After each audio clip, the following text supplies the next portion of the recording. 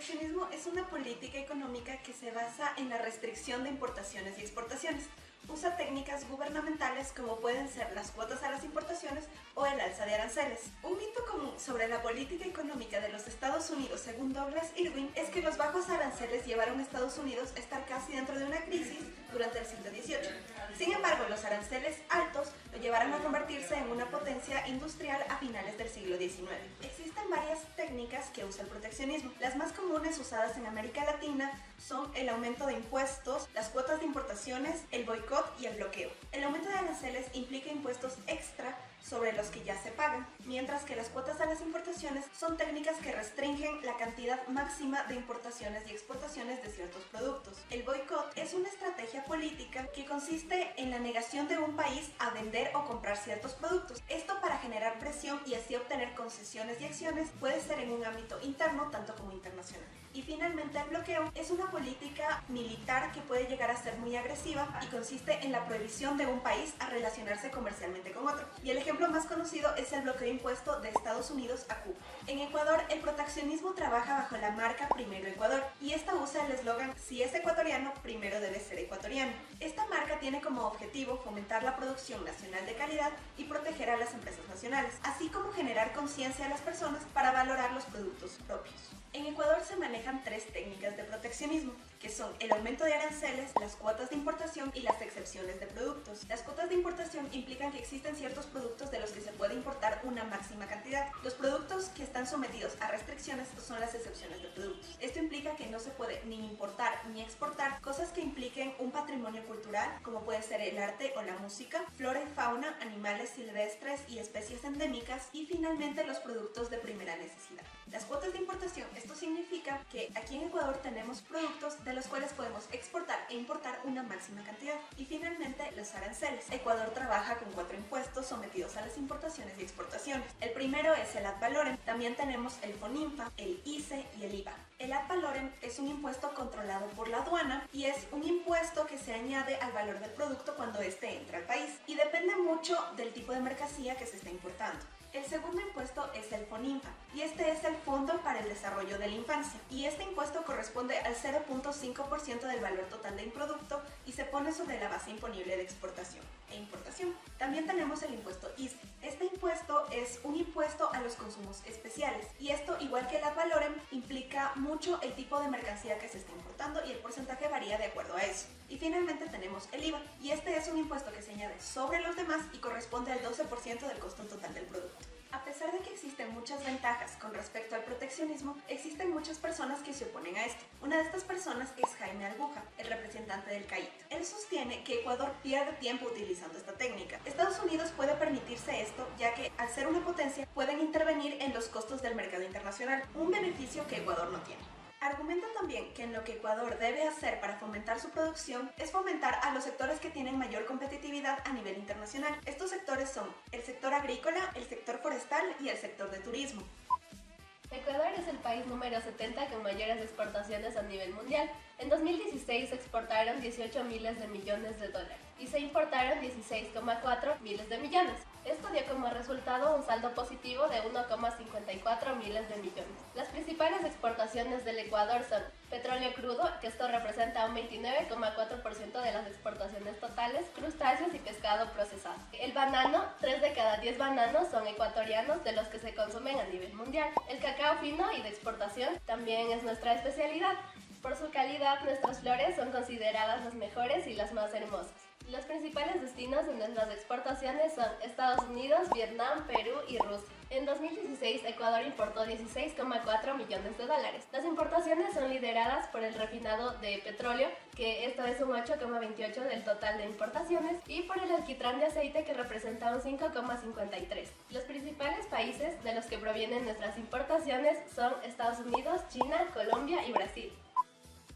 Yo les voy a hablar sobre lo que significa el comercio. Existen varios aspectos en donde se desarrollaron el comercio. El primero fue la especialización de las actividades de una tribu. Cuando nosotros estamos hablando de las tribus, ellos tenían diferentes especializaciones dependiendo de dónde se encontraban. Por ejemplo, Si unas personas de una tribu vivían cerca de un lugar donde había una mina, se dedicaban a la alfarería. Después, si ellos lograron domesticar animales, se dedicaban al desarrollo de textiles. Eso permitió que las tribus se pudieran interactuar y poder intercambiar productos. La primera forma donde pudieron intercambiar productos fue cuando la necesidad de otras facultades que no tenían la misma tribu se necesitaban. Pero, ¿dónde aparece el problema? El problema aparece cuando todas las tribus no era un cambio equitativo, por lo que aparece algo interesante: el circulante. ¿Qué es el dinero? Bueno, en fin, el circulante aparece como una forma de poder intercambiar los productos a manera de no ser injusto. La primera vez que apareció este circulante fue en el año 3200 a.C. en Mesopotamia, una de las principales y de las primeras civilizaciones de las que apareció, en donde el gobierno acuñaba los lingotes de oro con el sello del gobierno para poder ser este circulante. Otro aspecto importante fue en el año 7 a.C., en donde el Imperio Romano hizo una aleación de oro y plata que pagaba a su ejército y era rivalizado en todo el territorio que tenía el Imperio Romano. La primera vez que aparecen los billetes fue en el año 9 después de Cristo, en China. Es interesante cómo el concepto del comercio tiene relacionado con el dinero y cómo el intercambio de necesidades necesitamos un circulante para poder satisfacer todo lo que necesitamos. Nosotros creamos el trabajo para poder obtener este circulante. Este circulante es el que nos permite intercambiar bienes y servicios a cambio de algo que no tiene en realidad valor. La mayoría de billetes y monedas están hechos de materiales sumamente baratos, pero el valor se da por el poder del país, la economía que mantiene y todo lo que tiene respecto a la devaluación y el aumento del valor de la moneda, y todo dependiendo del valor que le acuñe el gobierno. Gracias. Y como me olvidaba de un concepto, es la fuerza de trabajo. ¿Qué quiere decir esta fuerza de trabajo? Es como prostituirnos, cambiar nuestro tiempo por una fracción del circulante, que ya fue definido anteriormente. El trabajo tiene que ver más con la especialización y las labores que tú realizas en una sociedad. Si tú no tienes una fuerza de especialización y no tienes una función dentro de la sociedad, tu fuerza de trabajo es nula y pasa a ser un elemento basura. De todas formas, el trabajo te entrega a ti el circulante que necesitas para vivir, creando de nuevo el comercio. Y eso es todo. Nos vemos. El libre comercio. El libre comercio es una dinámica económica la cual está regida por la ley de la oferta y la demanda. La oferta y la demanda son todos los factores que intervienen en el comercio, la cual propone que no exista la intervención de un Estado, es decir, que no haya ni aranceles, no existan impuestos. En otras palabras, estamos sugiriendo un comercio abierto, que sea abierto a todos los países o regional, es decir, que no haya ni impuestos, no existan restricciones por parte del Estado y mucho menos aranceles. En principio, esta situación debería regularse automáticamente por la ley de la oferta y la demanda, directamente entre las poblaciones y sus consumidores, sin necesidad de que el Estado se interponga. Se sugiere que se ponga en práctica esta situación debido a que actualmente podemos ver que el Estado interviene en la economía y podemos ver que hay pequeños grupos minoritarios que se benefician de esta situación, empezando por oligopolios, monopolios o personas ricas, pequeñas familias. En el caso de Ecuador, claramente la familia Noboa y el presidente del Banco Guayaquil, Lazo. El libre comercio es propuesto por el liberalismo. El liberalismo es una corriente política, social y económica que surgió durante el siglo XV, durante las revoluciones burguesas, en el intercambio de la Edad Media a la Edad Moderna. Este libre comercio también se puede hacer regionalmente dentro de un país o internacionalmente, entre dos o más países. Es así como nacen los tratados de libre comercio. Los tratados de libre comercio son asociaciones entre países, dos regiones, continentes, en los cuales se procede a intercambiar productos sin la necesidad de que haya trabas, es decir, son libres de restricciones, impuestos. Esto beneficia que los productos entre país y país sean más económicos y benefician directamente a la población. Pero ¿cuál es la problemática que existe en los tratados de libre comercio? Aunque afiance las relaciones entre los países, puede haber una gran problemática. Esto se podría ver en la oferta y la demanda del producto, pero también en las exportaciones e importaciones. Por ejemplo, este celular, esta gorra, ninguno de ellos está producido aquí en el país, por lo que tenemos que importarlos. Pero ¿qué pasa cuando las importaciones son mayores que las exportaciones? No tendría ningún sentido el libre comercio, ¿sí? Esa es la gran problemática y a la que se enfrentan los países que tienen el proteccionismo. Por eso es la pérdida que existe del capital y sería una pérdida también para la nación. Defiéndete. No me importa, aquí no importa nada de lo que acaba de decir, no le crean nada de lo que acaba de decir. El libre comercio es lo mejor y siempre será mejor que el proteccionismo. Eso créanlo siempre. El proteccionismo únicamente genera el beneficio para pocas familias se enriquecen. El libre comercio autorregulará el mercado. Siempre lo autorregulará y lo beneficiará a todos. Créanlo, practiquen el libre comercio y promulguen el libre comercio. Aunque el proteccionismo nunca ha funcionado. Ya, retírate de mi cámara. El libre comercio siempre es lo mejor. No estás mal, quítate.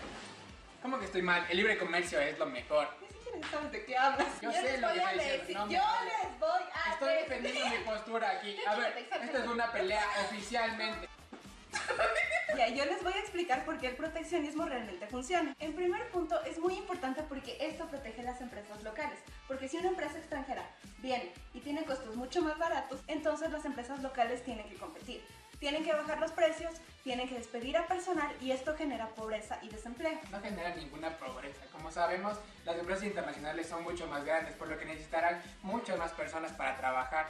Esto quiere decir que habrá mucho más empleo y, como mencioné anteriormente, se autorregulará el comercio y la economía, sin la necesidad de que una empresa pequeña se enriquezca por sí sola. También esto significa que ayuda a controlar el déficit comercial, porque al equilibrar una balanza, esto significa que estamos exportando más, importando menos, generamos más ganancias y tenemos menos gastos. ¿Es verdad?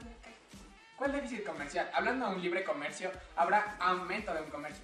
Todos los productos empezarán a salir y a llegar libremente, sin la necesidad de que haya impuestos, sin la necesidad de que haya aranceles, beneficiando a las personas.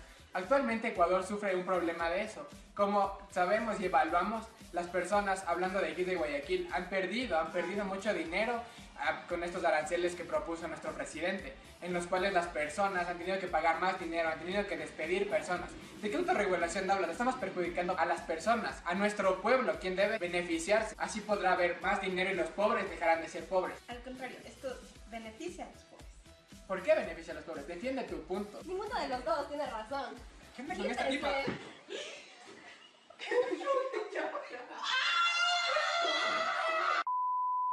¿Escuchaste el golpe ese cuando siente el boom de este flow? ¡Loquito! ¿Por qué me estás mirando? Tarado. Espera, cállate. Me voy a dar cuenta que tengo una cara. Debe existir un equilibrio entre el libre mercado y el proteccionismo. No se puede apoyar completamente a ninguno de los dos debido a que el proteccionismo no permite que las empresas locales innoven. Van a seguir siendo lo mismo y quién sabe con su pésimo servicio. Por otro lado, el libre comercio, las empresas pueden lanzar su producto, pero esto no quiere decir que tengan éxito. Los puede llevar a una quiebra y esto afectaría completamente a su economía. Entonces no se puede defender a ninguno de los dos en su totalidad. Bueno, y este es el final del video. Gracias por haber visto y espero que fue una grata experiencia y puedan haber entendido este tema tan difícil y de complicado de entender. Nos vemos.